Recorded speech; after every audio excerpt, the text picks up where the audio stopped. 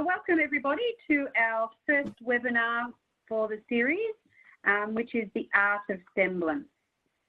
We aim to hold these webinars over the next 6 weeks or so, especially when all of Victoria is still in lockdown, just to keep especially our Melbourne stylists engaged in their work, but obviously open to all stylists around Australia. Many of the webinars which we'll be presenting over the next few weeks are from our Advanced Styling Certificate, so hopefully providing you some new techniques and ideas. At any stage, if you have any questions, please feel free to ask and we will answer them as we go. But on that note, I'd like to introduce our trainer for today, which is Cass Barber. Cass has been with Extreme for a number of years now and is particularly interested in running our volume course, which she does very well. She's been in the industry for over 10 years, or I think, Cass, wasn't it 10 years? Yeah, and, 10 years lashing. Very, very well versed in providing him some new ideas and new techniques and some of the things that she's learned along the way. So welcome, Cass, and welcome everybody to today's webinar. I'll hand it over to you. Thank you, Sharon. Okay, so we're going to look at a few styling techniques today, just to give you a few different ideas of things that you can improve the way that you create your designs when you're doing your lash extensions. So obviously learning the basics and perfecting them is a priority when you first start out lashing. But nowadays clients are much more knowledgeable about what types of effects they can have and different styles. So that's just one of the things that we're going to have a little look at. So the art of semblance. What is the art of semblance? It's about creating an assumed or unreal appearance. By changing your designs with techniques, you can end up with something different than what you started off with. So we're just going to look at a few different things and a few different ways that we can make our sets much more interesting for the client. So first of all, back to basics, let's look at the frame and design, the area of emphasis and the eye shape. So we need to understand the facial features and eye shapes to determine how we can create the design and establish the area of emphasis. Your client will come to you, she'll often have an idea of what she'd like, but it's up to us as experienced lash techs to guide the client as to what's realistic. They might bring photos in and you can take one look at that photo and go, no, that is not going to suit your eye shape. It's too heavy for your eye. It's just not going to do anything for you. But we can change their features and we can enhance them. So during this section, we're going to have a look at factors that affect the design and things that you need to consider before you actually start lashing. So let's start with what we already know. This slide here shows us how we can use basic makeup techniques to determine how to create our frame. So we've got this red line here, which goes from the Cupid's bow right to the outside of the eyebrow. And this defines where the lateral canthus is. So the lateral canthus is your outer corner of your eye. Then the yellow, excuse me, the yellow two lines here fall on the outside of the irises. And they highlight the natural highest point of the eyelid or the round of the eye. The outer yellow line will align with the highest point of the eyebrow. And the purple line shows you where your medial canthus is, which is the inner part of the eye.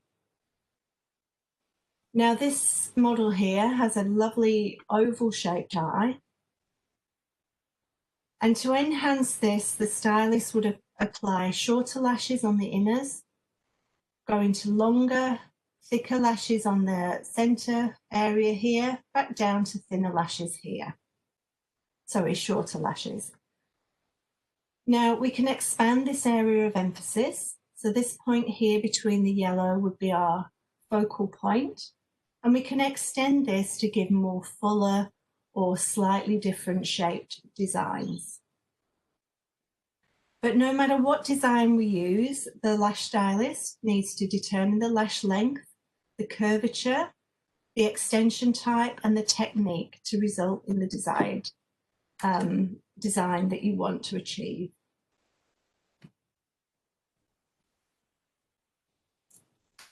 So if we look at these eyes, from first point of view, they look quite even, they look quite balanced. But if we look a little bit closer, we can pick up a few differences between the two eyes. So the eye shapes and the eyelid creases here determine the overall eye shape and can vary slightly or dramatically on each eye. So in this image, you can see how the eyelid crease drops with less of an arch on the left eye compared to the right eye. We can look at the distance between the brow and the lashes, and we can see here that there's more of a gap on this side than there is on this side. So that indicates that the eyelid is higher or the brow is lower. The lashes are slightly longer on this side than they are on this side. And we can see here that the lateral canthus is lower on this side, on the left side, than it is on the right side. So we need to make sure that when we pop lashes on this side here, we want to create more lift to make sure that this eye doesn't look more droopy than this side. And we can notice how the lashes here on the inners are much thinner and the lash line is much less dense than it is on the rest of the eye. So we need to be aware of what lashes, what lengths and thicknesses we're going to apply on this side as well. The curvature of the natural lashes, quite curly for most of the design, a little bit crisscrossed around here, so we need to be a bit careful of how we position our lashes on this side.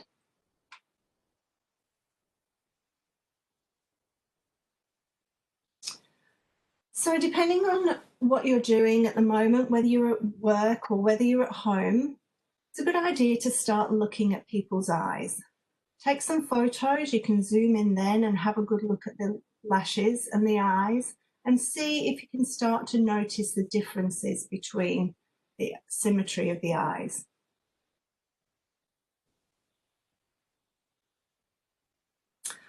Okay, so this was the eyes we were just looking at, and we've used a soft volume application on this model.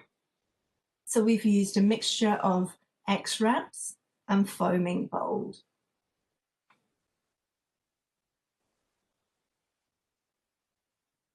So by combining a mixture of lash types, we can create a more customized look for this client. We've used a mixture of 0.03 and 0.05 fans, 4D fans with wide bases, which gives us much more fullness. And then we've alternated with foaming X-Wraps. The eyelash extensions are applied so that they enhance and increase the colour and density along the lash line. So you can see here that if you remember back to the previous photo, this side here was much shorter than this side here. There was more of a gap between the brow here and the brow on this side.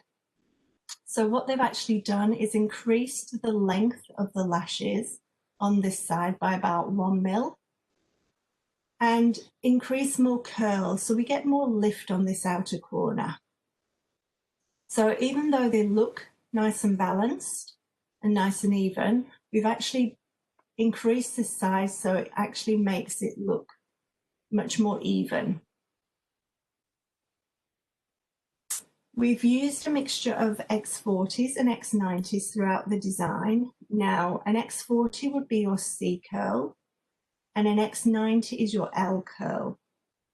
We'll talk more about that a little bit later on. So because these inner corners were quite sparse, you can see here, there's not too many lashes and they're downward pointing as well. We haven't used any extracts on this corner lashes. Extracts actually sit on top of the lash. So they're your flat lash. They've got a sort of figure of 8 curvature and the indentation sits on top of the lash. What we found is that if your lash is less than a 0.10, they're too wide or too heavy to be applied on those lashes. So instead we've just used a thinner volume lash to give a little bit more fullness to this area. So as you can see, it's not a case of just picking one lash thickness or one lash type. We can combine different combinations to give a much more creative and balanced appearance.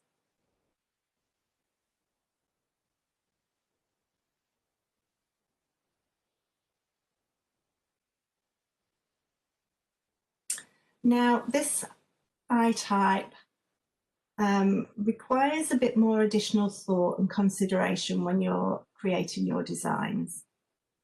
So a single fold eyelid is often present in people from Asia. And it's a result of the extended muscle in the eyelid. For many people, the muscle is shorter, which gives a double fold or a crease in the eyelid. But in a single fold, the skin will often rest on the base of the lash line, as you can see here, which then causes the lashes to become downward pointing. If you were to actually lift the lid, you'd find that the lashes lift as well. So you can have surgery done to add the additional fold, which gives a more lifted appearance. But we can also provide a more lifted appearance if we use lash extensions applied correctly. So it can be tricky, but very satisfying if you get the design correct. Now, because the lashes are normally pointing downwards, using an X40 and an X50 lash, which is your C or your D curl, can provide the lift that they need. However, if they're not attached correctly, they can twist and lean. So by wrapping the lashes, we can keep the lashes pointing upwards. Now, the way that we wrap the lashes, a bit hard to describe over the video, but it's about connecting the lash around the natural lash. So the way I would do it is dip my extension, come from underneath the natural lash and attach at the side. So it's sort of sweeping round and wrapping round that lash extension.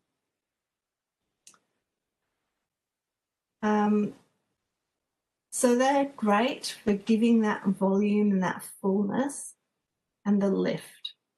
X90 extensions, though, are the easiest to attach to downward pointing lashes.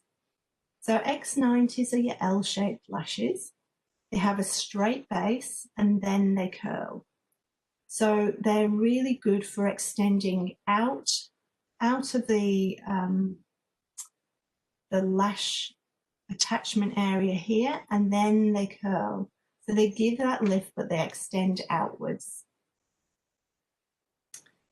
Now you'll also find that Asian eyes will often have quite thin and sparse lashes along the lash line. And applying shorter, lightweight volume fans of 0.03 or 0.05s in the X90s will give that volume that you require from all the way from the outside to the inside. Now, sometimes if you've got very downward pointing lashes, you can get quite a separation between the extension curl and the downward pointing natural lash. It kind of looks like a V shape from the outside if you're looking at it from the edge of the eye. So the best way to do this is to mix a few different curvatures in. So if you mix some X35s, which is a B curl, a softer curl will match to that downward pointing eye. It's not going to give you the lift and curl that you need, but by mixing it in with your curlier lashes, you'll get less of a separating gap. Now, the other thing you need to be really aware of, as you can see in this picture, the inner fold here can extend quite a long way over the eye. And if you're not careful with your application, when you're applying lashes in this area, they can actually curl up and hit this fold. So we need to make sure that we either use a slightly longer extension, which might mean you need to drop down a thickness so that you're not overweighing those lashes, so that the curl comes out and round this fold, or the X90s, the L-shaped lashes, will generally extend first and then curl. So that's really important, because there'd be nothing worse than if you got your lashes on and they're hitting the fold of the eyelid when you've got your eyes open. So this technique's really good to use, also good for older clients with hooded eyes, just to remember to try and get that extension out before you add the curl.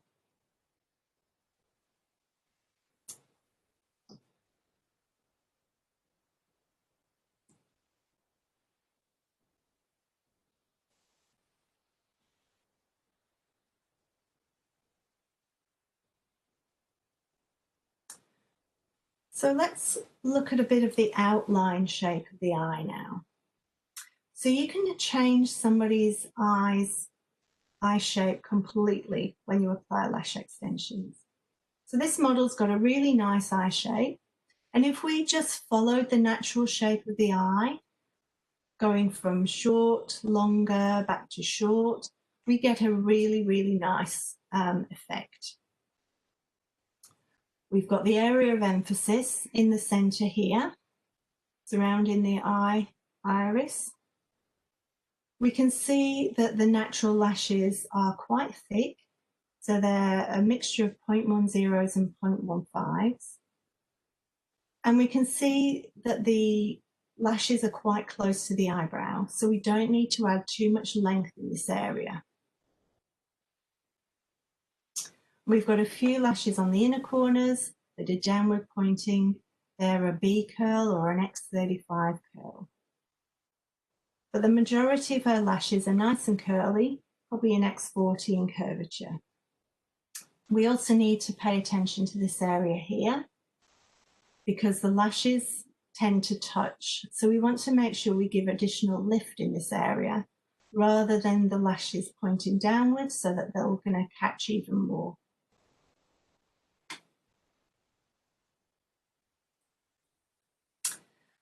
Now we can expand this area of emphasis by increasing the natural lashes and widening this area of emphasis. So we can add more length in this area, still coming down to a shorter length here, but you can see how we can widen this area of emphasis. And this makes the design a little bit fuller for the client when she's got her eyes open.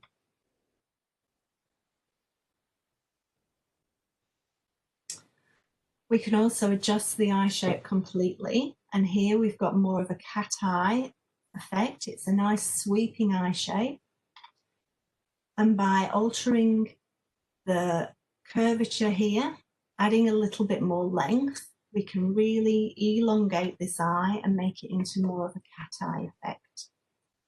We're still keeping these lashes short in the corners, because we don't want to overextend and make those lashes look droopy, because then we get a sad cat eye effect, and that's not very nice.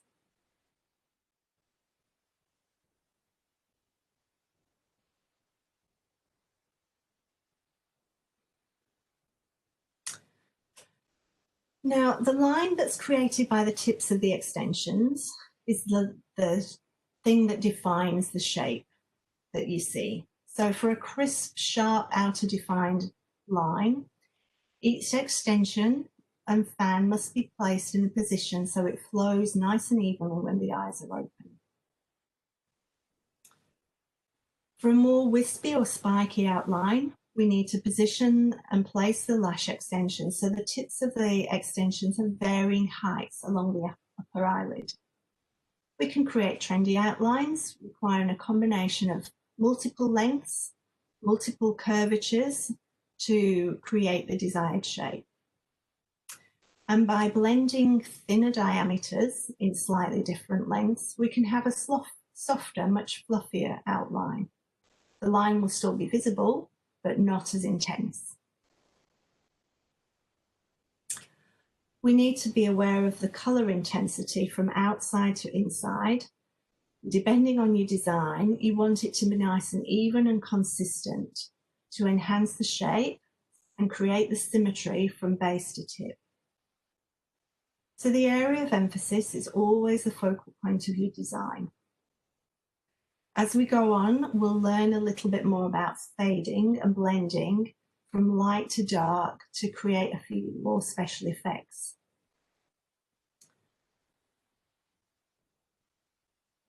So we can see here that we want to make sure that our outline, as I've said, is determined by everything that you put onto the lashes, how you position them, how many curvatures you've got in there, which way your tip direction's going, and how you actually apply those lashes all together.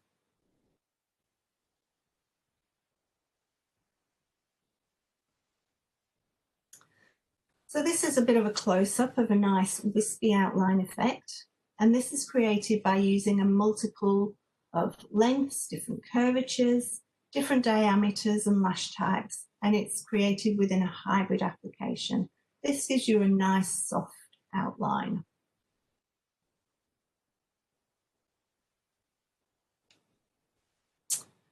But we can create more special effects depending on what we choose to use. So this effect is quite often known as the strip lash or the Kim Kardashian look, and it's created by using spikes that are longer than you would normally use. So you can do it with a classic application, but it does look more effective when you're using volume. If you were using a classic application, you might just use one long lash here. For volume, you would use a thin fan, probably a 0.03 would work best. You still want a fan, but you want it to be quite a narrow fan. And the spikes would often be 1 to 2 mil longer than your natural volume lashes that you would normally use. It's also better if you keep the rest of the set slightly shorter and fuller. It gives a much more dramatic effect. If you have the rest of the set too long, you lose the definition of the spikes. So that's quite a popular look at the moment. This is almost the opposite. This is called the perfect line. Now, we all know that clients have got several rows of lashes. We can see on this client that she's got a lower row, a middle row, some at the top here. She's probably got maybe 4 rows of lashes. Some people don't. Some people just have 1 row of lashes. But if you have got somebody with several rows, you can do quite a lot of creative work with them. So, and just sorry, Kath, just interrupting you there. Yeah. That is actually next week's webinar where we're actually looking at the multi-layering and horizontal layering. So keep an eye out for that invitation. Absolutely, and that will definitely help when creating designs like this. So the idea of this design, the perfect line, is to have all the tips of these lashes meeting. So normally we would apply shorter lashes on the lower levels, but in this design we actually need a longer lash because when we lash here, we want this lash to actually come up and meet the tips. So if our area here would be using the size 10 as our main length, what we would do is actually place a size 11 on the lower lashes. We might need to drop down in thickness so that we don't overweigh that lash. but then that 11 will come up to meet the size 10, which we're using on the middle rows. And on the very top rows, we don't want that lash to point out above here. So we would drop down a size and probably use an 8 or a 9 on the very top row. And that way, the lashes will all come together and meet. And we want this line to be absolutely perfect the whole way across the design. So we need to transition very, very carefully from sizes so we don't get a step down effect, because that's not the look that we're looking for. So very, very careful transitioning throughout the whole design. Generally, you'd use the same curvature as well so that you get a nice smooth effect.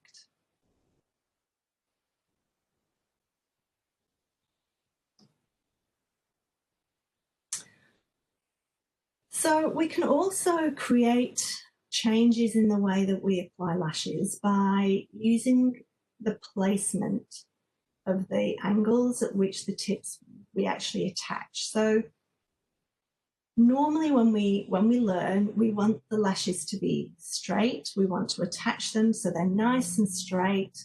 There's no crisscrossing going on. We want to be able to, if we've got the lash pointing in the wrong direction, we want it to point in the right direction. So as I've always said to people that I've trained, you're in control of the way that you attach that lash. If you want it to point in a certain direction, you pick it up, you dip the extension and you attach it and hold it until that lash has dried. You hold it in the direction you want it to point.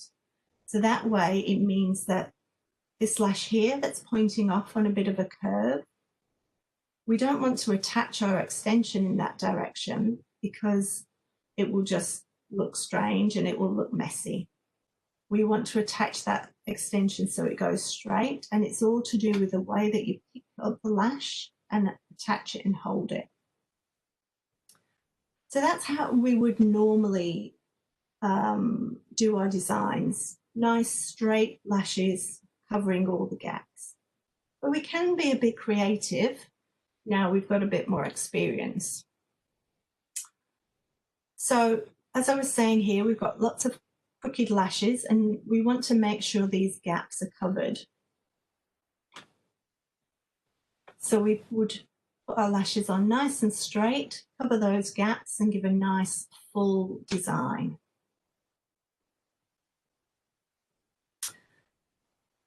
But we can start to change the design slightly by tilting the lashes slightly towards the outer edge. And this starts to elongate the design just to open the eye up. So if we were doing a cat eye design, obviously we can use the longer lashes to create that cat eye and we move the area of emphasis across. But we can also just slightly tilt the lashes outwards and that will sort of stretch the eye shape outwards.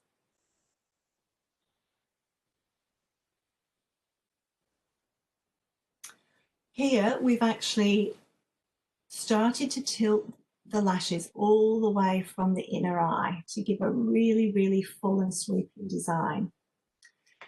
Now, we're not just applying the lashes incorrectly, we still want a really, really good attachment, otherwise the lashes will just fall off.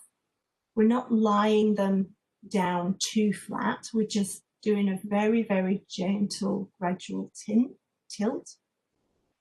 And when you're doing this, sometimes you need to actually change the way that you pick up the lash. So you might need to tilt your wrist a little bit more, especially when you're working on the opposite eye to the eye that your hand is holding the tweezers. So one of the easiest ways to attach, if you're doing a classic design with this method, is to attach the lash and then just tap the tips just to tilt them over slightly. If you're using volume, then create your volume fan and maybe come in from the side and just slightly tilt over rather than attaching on top or underneath. You might find it easy just to come in and attach at the side and then just tilt slightly.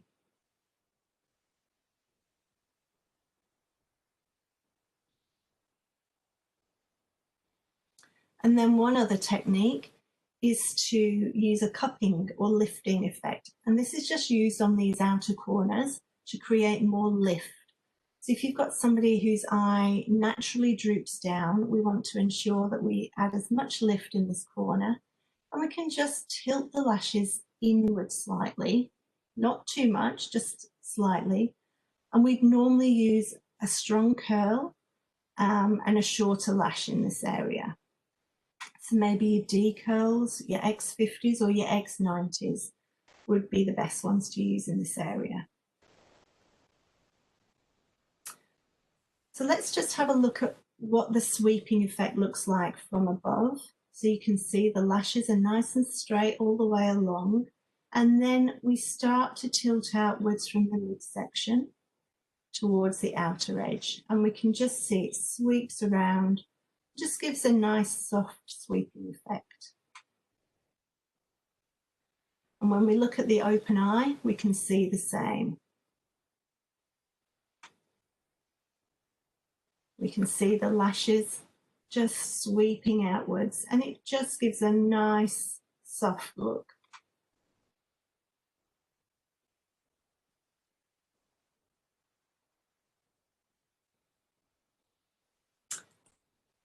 However, it can go very wrong if we're not careful of our lash placement.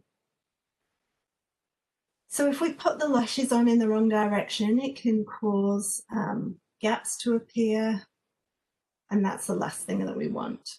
So you need to be really careful when you're doing any sort of design, whether you're placing the lashes on straight or curving them, that they're all, the direction is consistent throughout.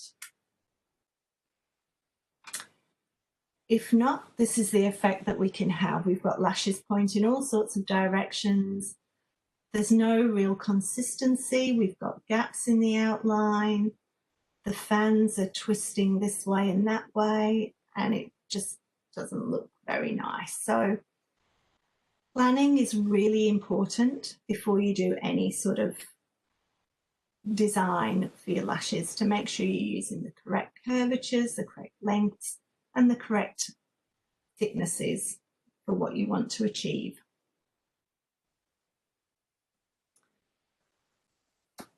So I always suggest practicing this on strip lashes, and that way you can practice adjusting your pickup and your wrist angle,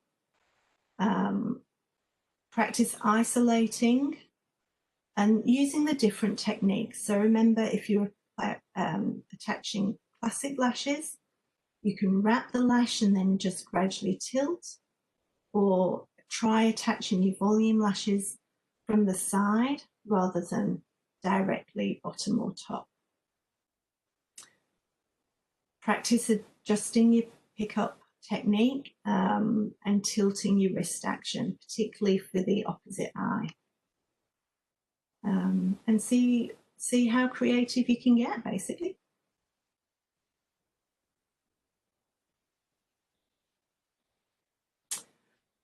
So we can see that we can change our designs by increasing our area of emphasis. We can change the effect with the way that we position our lashes in our directions.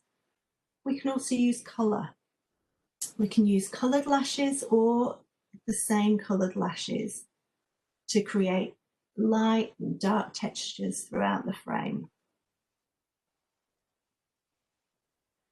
So coloured lashes are great, and you can create so many different amazing effects with coloured lashes.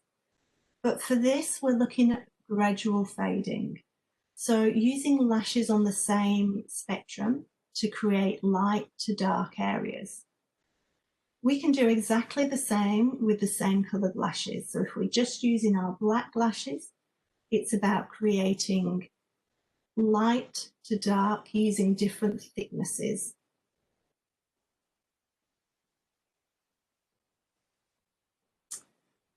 It's about fading and blending and seamlessly transitioning the colours or the thicknesses.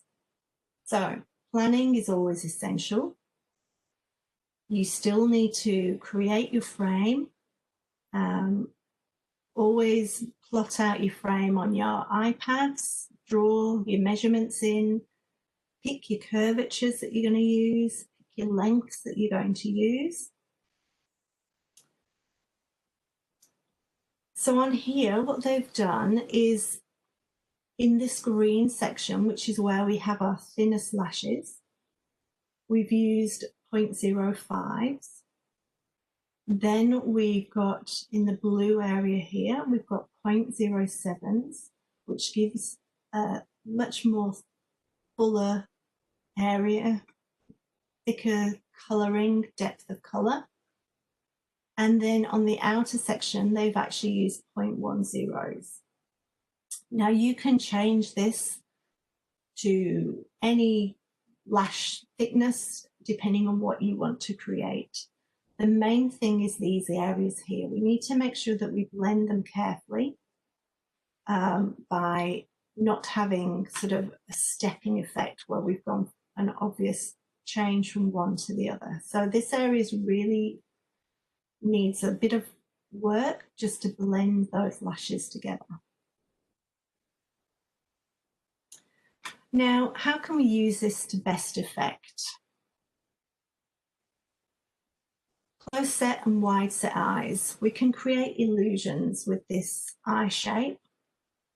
And we can do it with colour or the same colour. So in here they've used a brown on the inner areas to the midsection and black on the outers. And you can see that what this does is draw our attention to the outer edge of the eye, which gives the illusion of opening up the eye. And on this eye shape, we've done the opposite. So we've got the darker lashes on the inners going to the lighter lashes on the outers. And that helps to draw these eyes together for very wide set eyes. Now we can do this with our single coloured lashes. So if you imagine if these are all black, what we do here is use thinner lashes. If we were using volume, we might use 0.05 lashes in maybe a 2 or 3D in this area here. And then we transition to maybe 4 or 5D or over to 0.07 lashes, which give a little bit more thickness and a bit more fullness of colour. And that will give the illusion of being a lighter texture here through to a darker texture here. And just as here, we would reverse the effect by using slightly darker, thicker lashes on the inners to a softer, finer lash on the outer corners. Now, it's really important that when you do your consultation, that you sit your client up first. Look at her eyes while she's sitting up, because once you lie down, the eye shape change.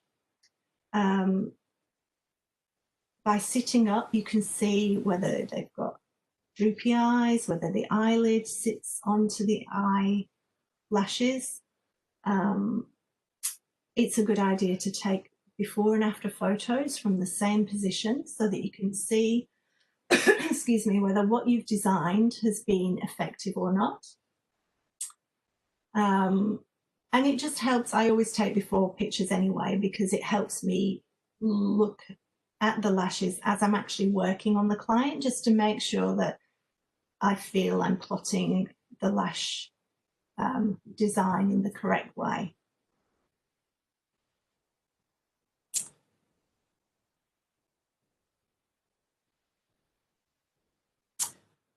Okay, so that's the end of this little section that we're working on today. I hope you've picked up a few tips that you can use. Remember, there's a few things that you can practice at home.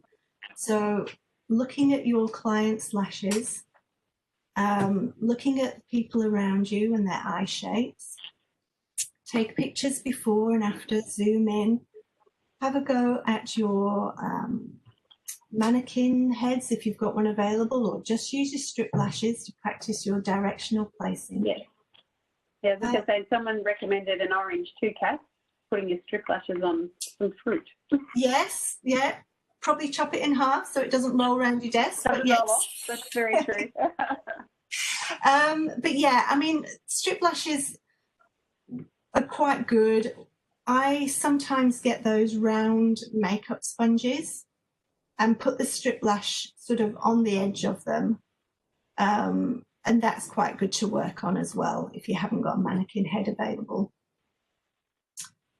But if you've got any specific design shapes that you're concerned about or you want some advice, feel free to email them through to us and we'll see what we can do for you.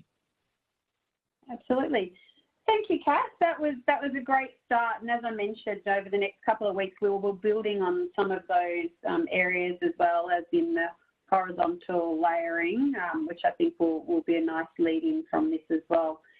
So on that note, we'll say thank you to Kath and thank you for everyone participating today. Please join us again in the upcoming webinars and you'll receive information on those in your email. Other than that, have a great week and talk to you next week. Thank you very much.